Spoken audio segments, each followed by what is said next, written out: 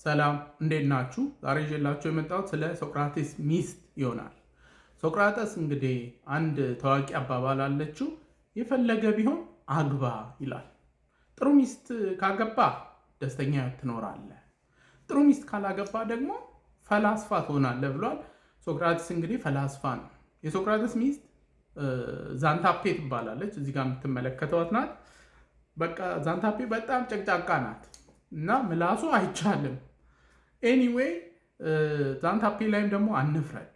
ለምንድን ነው? ሶቅራተስ ገቢ የለውም፣ ምንም ስራ አይሰራም። እዛ አቴንስ ጎዳና ላይ ቁጭ ብሎ የተፈላሰፈ ነው የሚውለው፣ ከሰዎች ጋር የተከራከረ ምናምን ነገር። እሷ 3 ልጅ አላቸው። ከ3 ልጅ ጋር ቤት ማስተዳደር በጣም ከባድ ነው።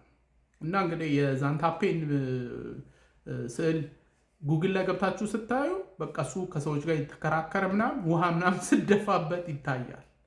ኤኒዌይ ሶቅራቴስ እሷን እንግዲህ መርጦ ያገባበት አንደኛው ምክንያት ከሰዎች ጋር በሚኖረን ግንኙነት ይላል። ሰዎች የፈለገ ጨቅጫቃ የሚያናዱ ምናምን ቢሆን ዞሮ ዞሮ እኛ የምንመለከትበት መንገድ ነው እና ማተር አያደርግም።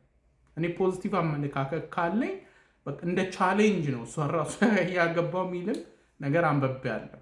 ዞሮ ዞሮ ግን ፎከስ ዛሬ ማደርገው የሶቅራቴስን ዘዴ የስነ ልቦና ሕክምና ላይ እንዴት እንደምንጠቀምበት። ይህ እንግዲህ ሶክራቲክ ሜተድ ይባላል። ሰዎች ሲጨነቁ የተለያዩ ሀሳብ ይዘው ነው የሚመጡት፣ ወይም ዲፕረስድ ሲሆኑ እና የተለያየ ጥያቄዎች በመጠየቅ ዲኮንስትራክት እንዲያደርጉት ከውስጥ የሚሰማቸው ነገር ራሳቸው እንዲያውቁት፣ አንዳንድ ጊዜ ደግሞ የተሳሳተ አስተሳሰባቸውንም እንዲለዩ እኛ ምክር መስጠት ሳይሆን ራሳቸው እንዲለዩት ማድረግ።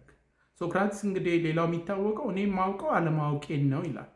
ይሄ እንግዲህ ብዙ የሚያውቀው ነገሮች አሉ፣ ግን አቴንስ ጎዳና ላይ ከሰዎች ጋር ሲከራከር ሰዎች የሆነ ሀሳብ ይዘው ሲመጡ ሀሳቡን ጥያቄ በመጠየቅ እርስ በርሱ እንዴት እንደሚጣረስ፣ ከዛ አንዳንዶቹ በግምት ላይ የተመሰረቱ እንደሆኑ ምናምን ለሰዎች ያሳያቸዋል። ሰዎች ደግሞ ያው እንደዚህ አይነት ሁኔታ መቀበል ስለማይፈልጉ መጨረሻ ላይ ህይወቱም በዚህ ምክንያት ሊያልፍ ችሏል ማለት ነው።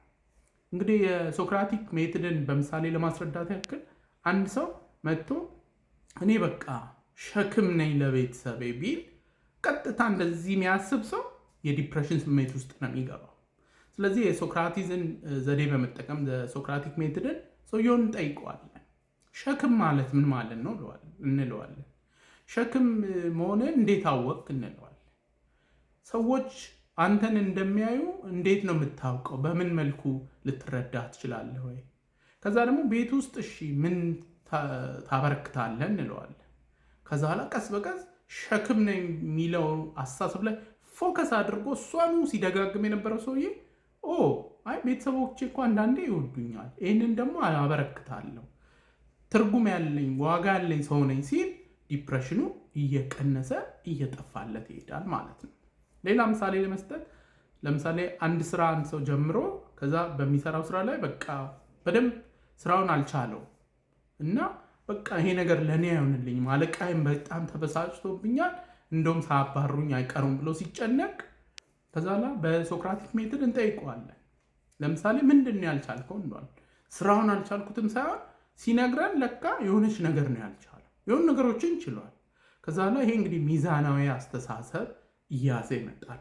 ከዛ በኋላ ደግሞ እንጠይቀዋለን። ከዚህ በፊት ለምሳሌ ከባድ ነገሮች አጋጥሞ ያውቃሉ ወይ እንለዋለን። አዎ ድሮ እኮ ሃይስኩል እያለሁ ሂሳብ አልችልም እና እንዴት ተወጣኸው እንለዋለን።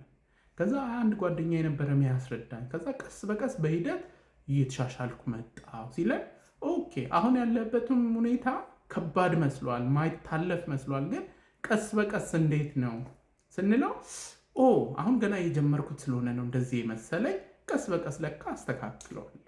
ከዛ ደግሞ ስራ ቦታ ደግሞ ጥሩ ሰዎች አሉ፣ እነሱንም እንዲያግዙኝ እንዲያሳዩኝ ባደርግ አልቢ ኦኬ ይላል። ስለዚህ በሶክራቲክ ሜትድ ከጭንቀትና ዲፕሬሽን ውስጥ የነበረውን ሰውዬ በፕሮሰስ እንዲወጣ ያስችላል ማለት ነው። ለዛሬ እንግዲህ ይዤላችሁ የመጣው ስለ ሶቅራቴስ ሚስት ዛንታፔ ይሆናል። ለማንኛውም ላላገባችሁ ሰዎች ለማንኛውም አግቡ። ጥሩ ሚስት ካገኛችሁ ደስተኛ ትሆናላችሁ፣ አለበለዚያ ፊሎሶፈር ትሆናላችሁ። ሁልጊዜ እንደምለው ያለ አእምሮ ጤና የለም። ደህና ሁኑ።